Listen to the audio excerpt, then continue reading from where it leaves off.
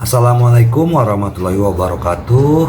Apa kabar sobat sobter semuanya? Semoga kita semua dalam keadaan sehat jasmani dan rohani, tidak kurangan satu apapun.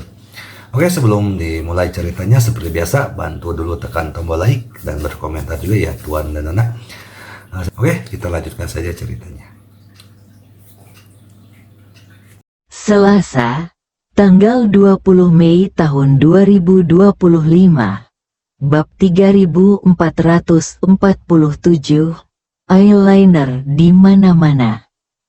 Bab 9541 sampai dengan bab 9545. Perkataan Kakak Sun meredakan kekhawatiran Tang Sihai.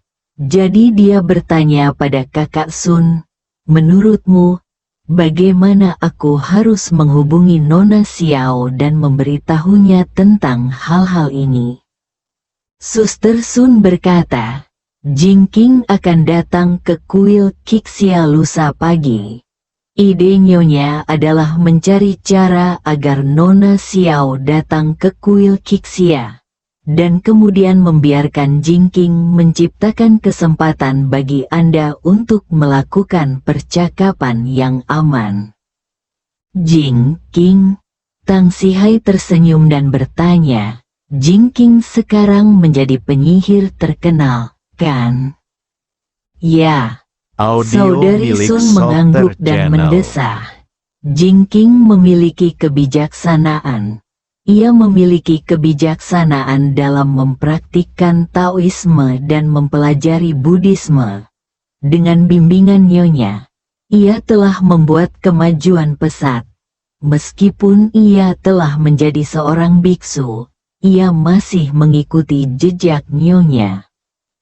Tang Sihai bertanya lagi, "Lalu bagaimana kita bisa membuat Nona Xiao datang ke kuil Kixia?" Saudari Sun tersenyum dan berkata, "Nona Xiao punya perusahaan desain. Anda pasti tahu itu, kan?" "Tentu saja."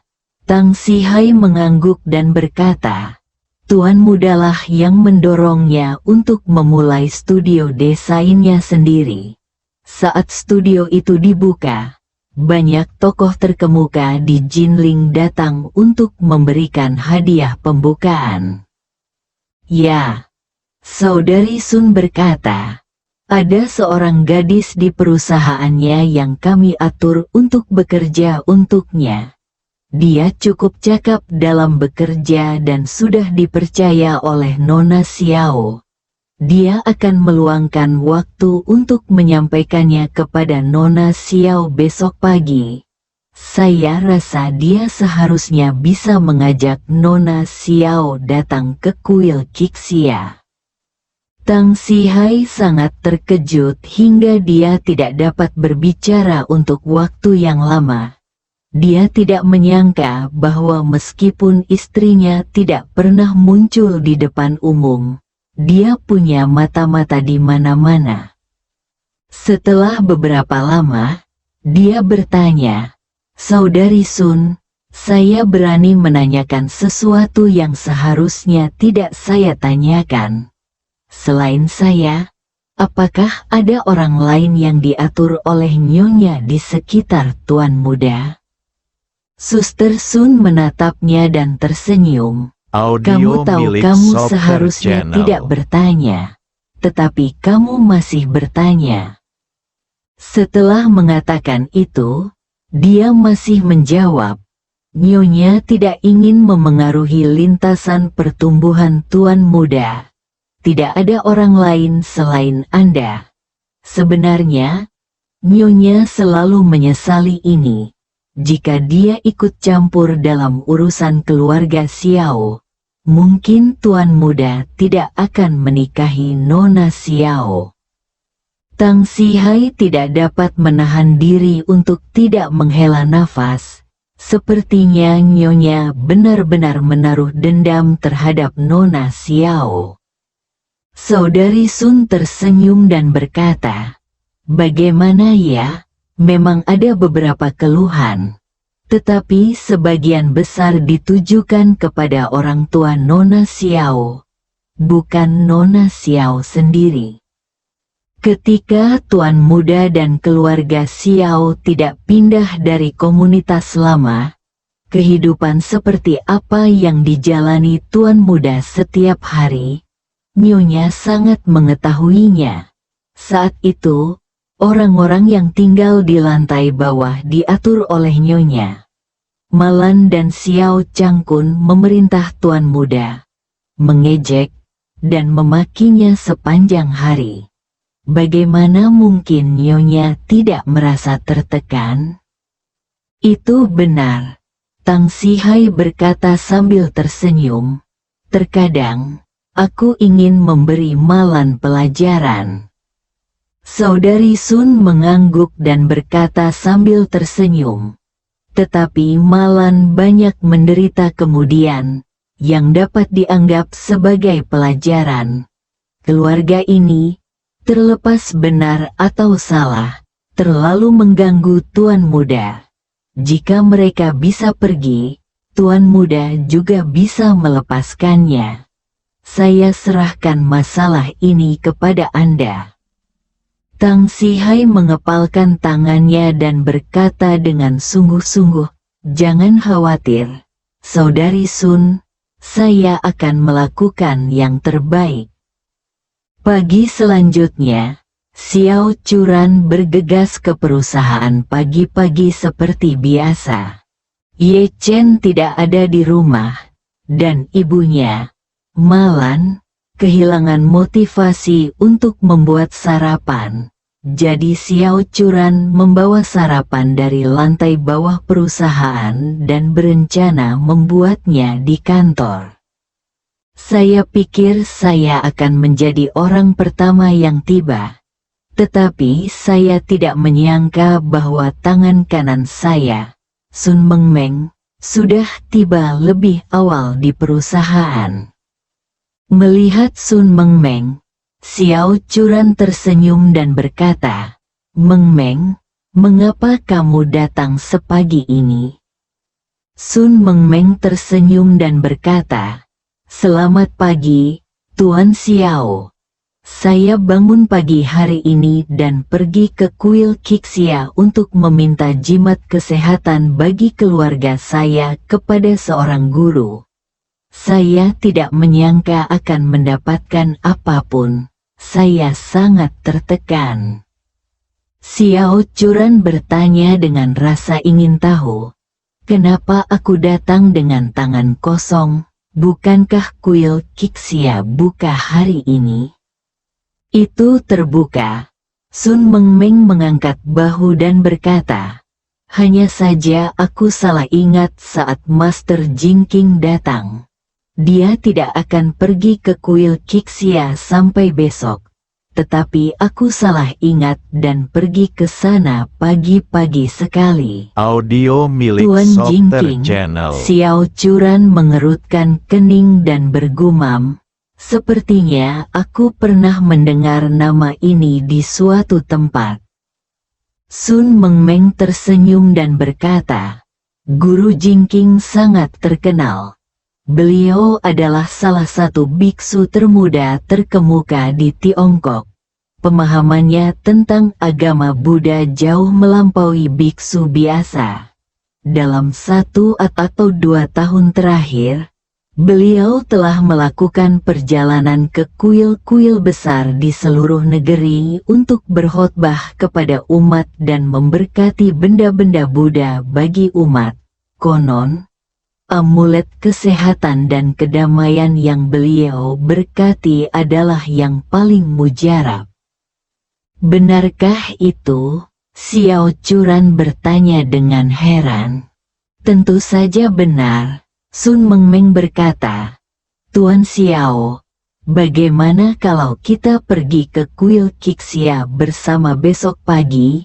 Kita bisa berangkat jam 7 dan kembali tanpa menunda pekerjaan. Kita bisa membeli beberapa jimat untuk suamimu dan orang tuamu." Xiao Churan tersenyum dan berkata, Suamiku tampaknya tahu banyak tentang Feng Shui. Dia juga bisa membuat jimat sendiri.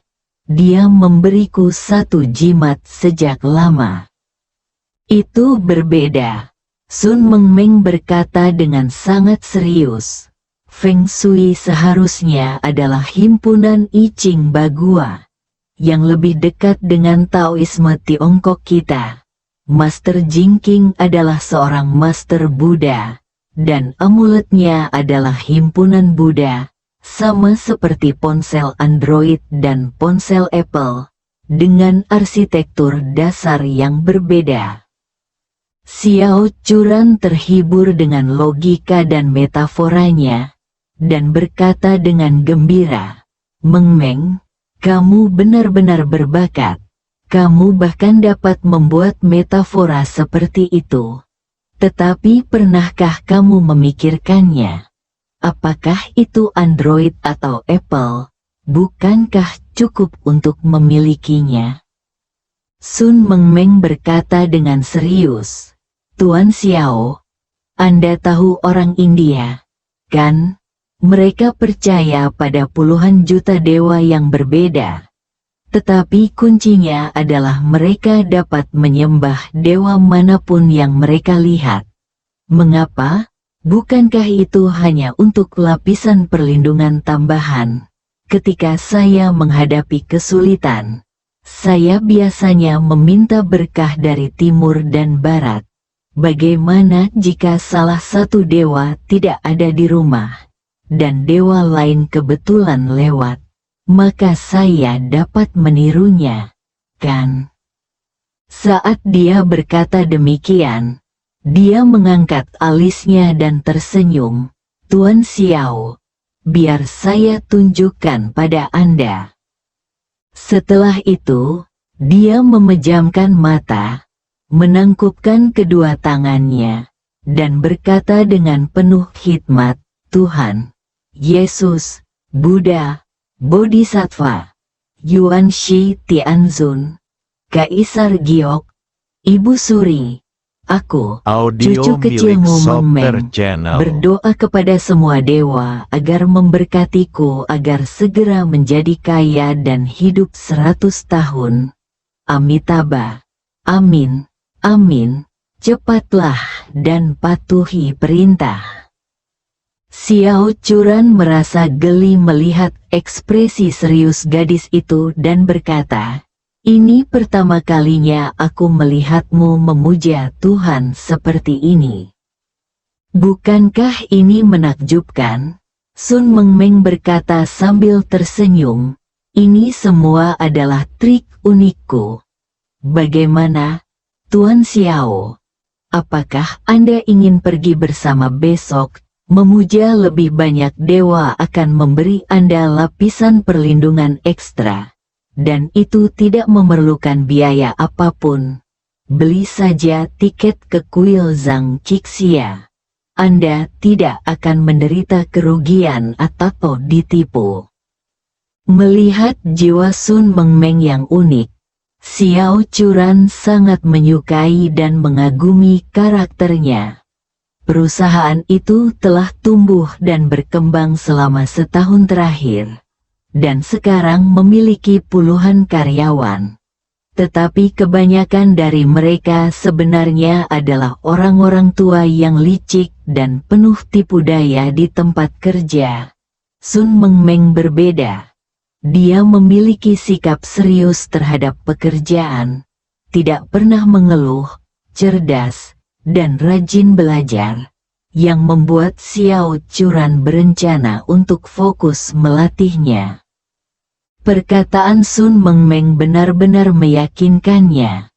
Lagi pula, bangun pagi, entah bermanfaat atau tidak akan ada ruginya bagi dirinya maupun bagi keluarganya.